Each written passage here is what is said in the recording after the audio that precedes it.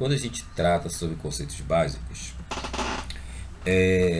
a gente precisa entender que o estudo das relações internacionais ele aborda um conjunto de disciplinas e áreas do conhecimento que tratam do relacionamento entre diferentes atores, né? Como os estados, o estado é o ator por excelência, né? E aí são disciplinas diferentes, assim, que é a ciência política, o direito, a economia, a geografia, a história, a sociologia e várias outras.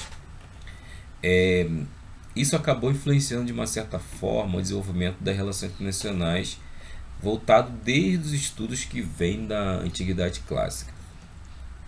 Tem autores, como na Grécia, chamado Tucídides, né, que escreveu a Guerra do Peloponeso, ele é uma referência para os estudos de relações internacionais. Mas também a gente pode trazer do Império da Dinastia Shu, né? Todo mundo conhece o Sun Tzu, que escreveu A Arte da Guerra, né?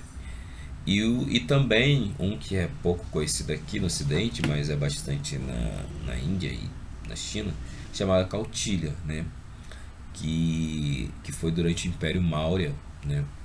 Que é ali na Índia e na Grande Índia, aqui, Indonésia, essas coisas todas. Então eles tiveram teorias diferentes que abordaram sobre guerra, a relação entre as distintas unidades políticas, como as cidades-estados, impérios e reinos, e antes mesmo da formação de entidades que hoje são conhecidas como estados.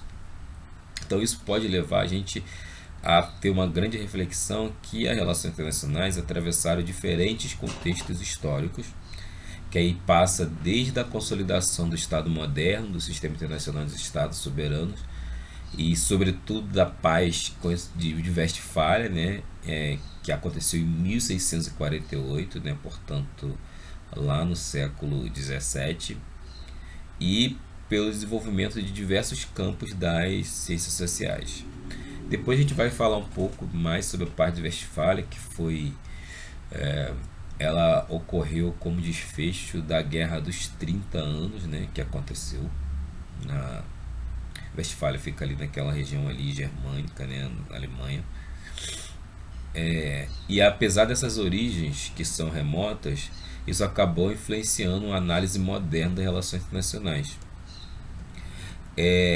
como um campo distinto e separado de outras disciplinas.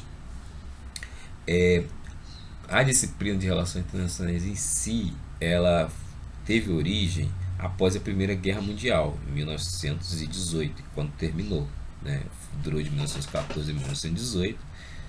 Sobretudo na Universidade de Aberystwyth, no país de Gales, em 1919, foi criado no Departamento de Política Internacional a Cátedra Woodrow Wilson, em 1919 foi criado. E aí eles estavam muito preocupados por esse conflito, né, que aconteceu ali. E aí teve essa necessidade de estudar de uma forma um pouco mais profunda, entender melhor essas relações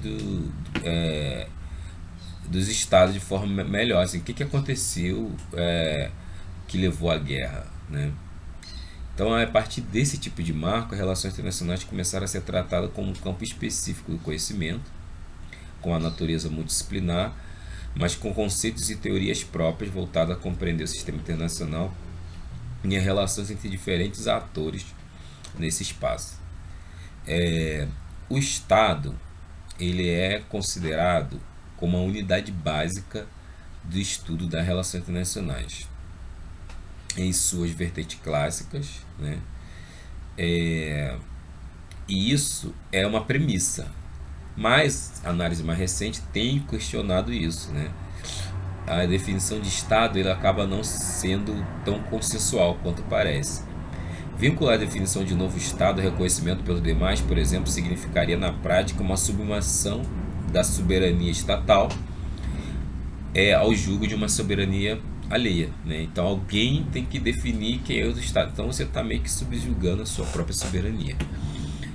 O que na verdade, o que acontece na prática é que há entes que são reconhecidos como Estados por uma parcela da comunidade internacional, que é o exemplo da Palestina,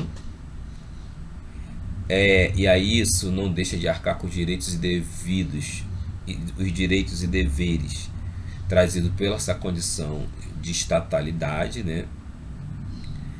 É, Aí, por exemplo, a Palestina ela é membro de organizações internacionais, como a Unesco, né? Parte de alguns tratados internacionais, como a Convenção das Nações Unidas sobre Mudança no Clima, né? Com a sigla UNFCCC. E ela possui embaixada no exterior, inclusive em Brasília, no Brasil, né? Apesar disso, a Palestina não é membro da Organização das Nações Unidas. E ela não é reconhecida por países como Estados Unidos, Israel, Japão. E isso a gente vai entender melhor quando a gente aprofundar no Oriente Médio. O Brasil ele reconheceu a Palestina em 2010, já no segundo mandato do presidente Lula. Então, essa é a parte que a gente vai falar inicial. No próximo vamos falar um pouco mais sobre a definição de Estado.